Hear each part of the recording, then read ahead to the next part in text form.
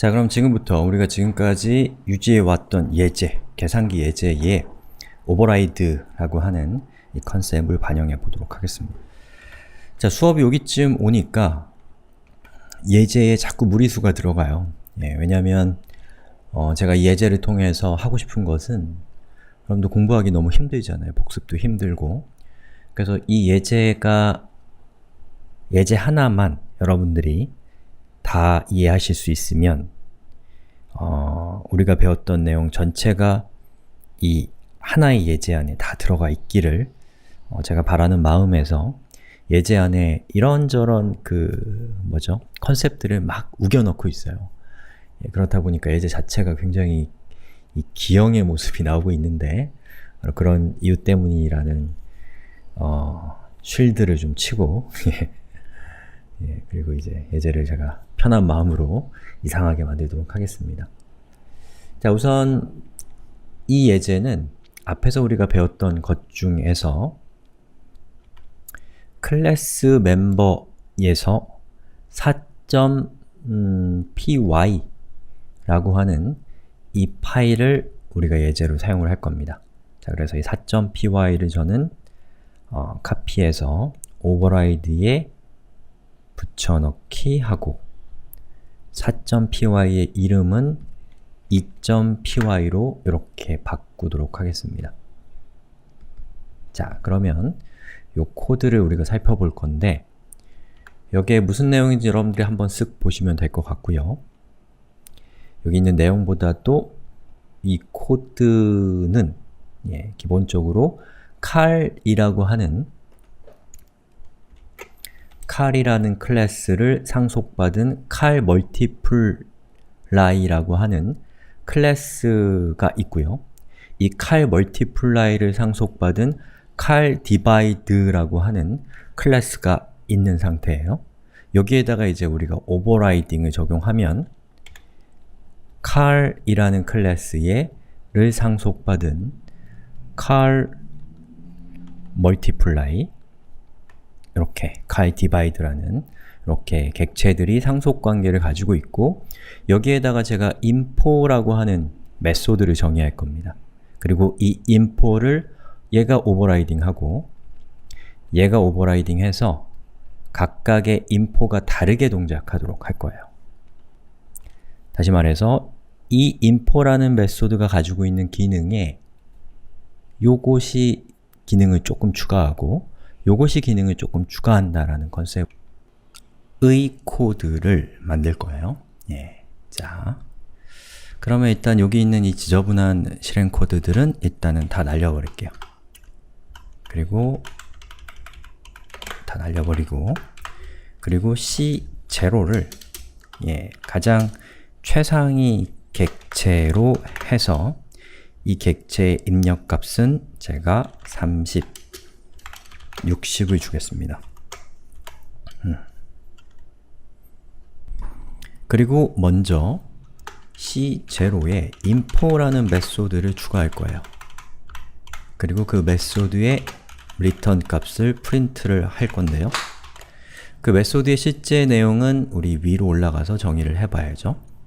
자, cal 클래스의 제일 끄트머리에 dfinfo라는 메소드를 추가했습니다. 그리고 return 값을 뭘 할 거냐면 이 cal이라고 하는 저 클래스에는 두 개의 인스턴스 변수가 있어요. 뭐냐면 v1과 v2죠.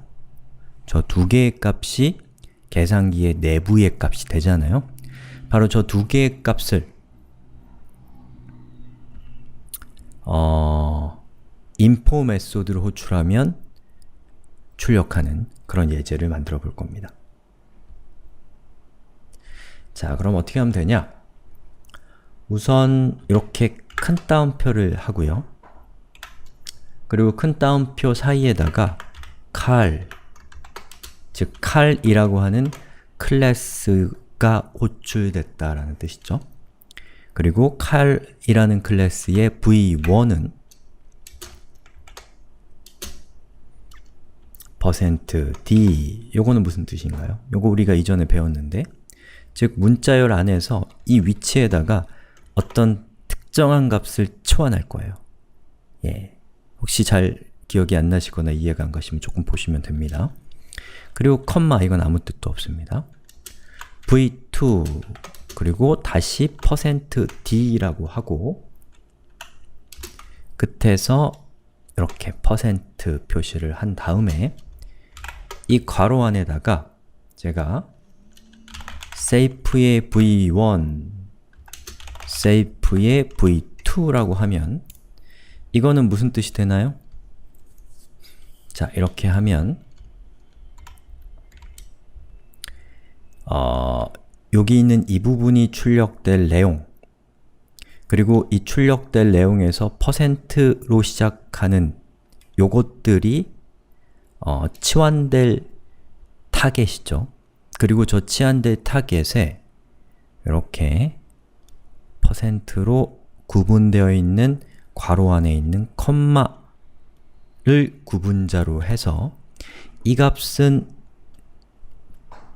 %d가 되고 v2는 두 번째 %가 되는 거죠. 이게 1번, 이게 2번이면 1번, 2번에서 이렇게 치환이 되는 겁니다. 우리 배웠던 건데 혹시나 해서 한 번 더 말씀드려봅니다. 자, 그럼 요걸 한번 실행을 시켜볼까요? 보시는 것처럼 칼은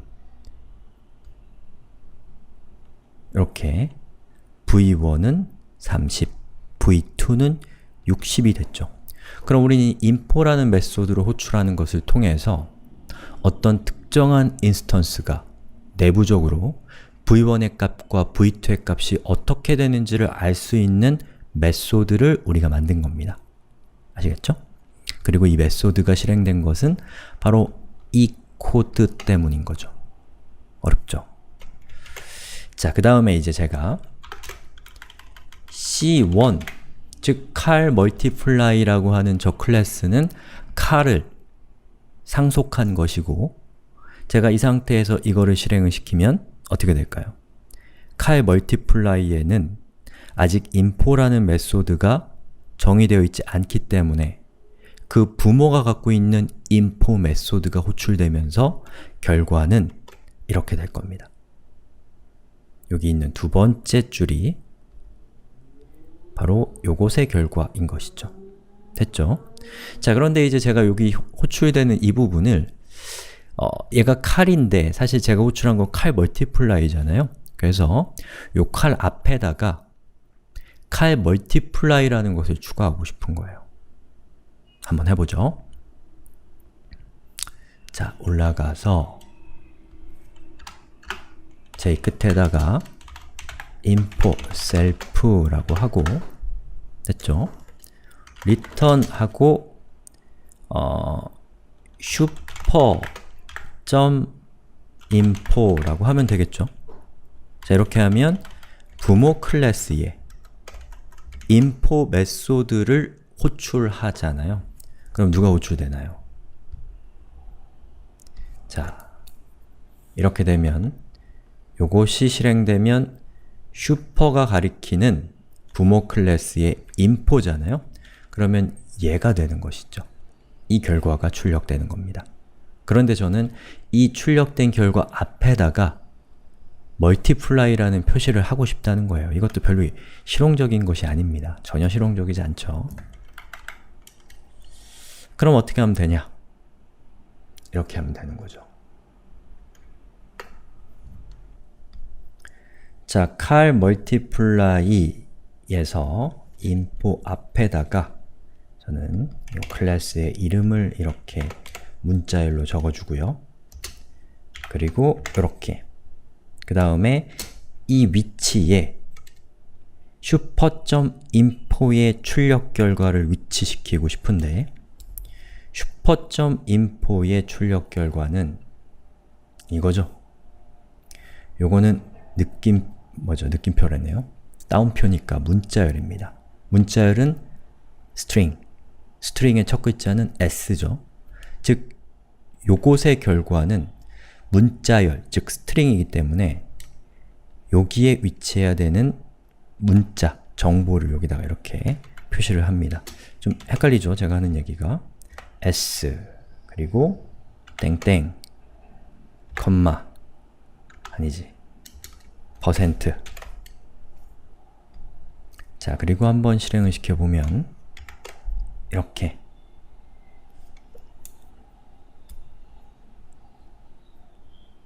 이런 결과가 나옵니다.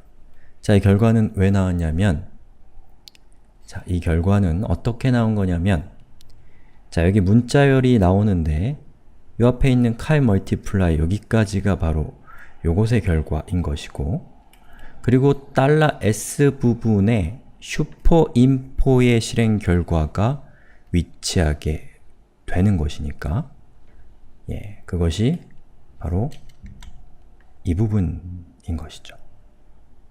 이해가 가세요? 이해 가셔야 되는데 이해 안 가도 됩니다. 뭐 그렇게 중요한 거 아니에요. 자, 그 다음에 이제 저는 다시 print c2.info를 했을 때 이번에는 car divide가 제일 앞에 나오게 하고 싶은 거예요. 똑같은 패턴입니다. 그럼 car divide의 info라는 메소드를 이렇게 카피하고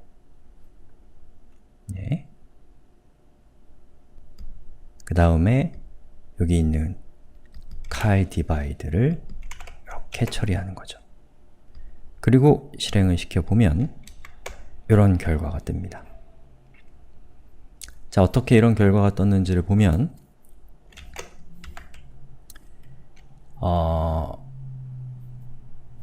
우리가 car multiply %s라고 되어 있는 부분이 바로 요거 전체인데요. 이 중에서 이 부분이 바로 여기에 있는 요만큼인 거죠. 그리고 여기 있는 이 %s라고 되어 있는 부분이 이만큼이 될 겁니다. 그쵸?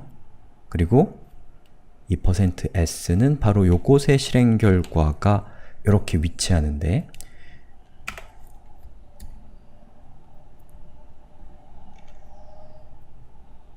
자, 여기 있는 슈퍼인포는 누군가요?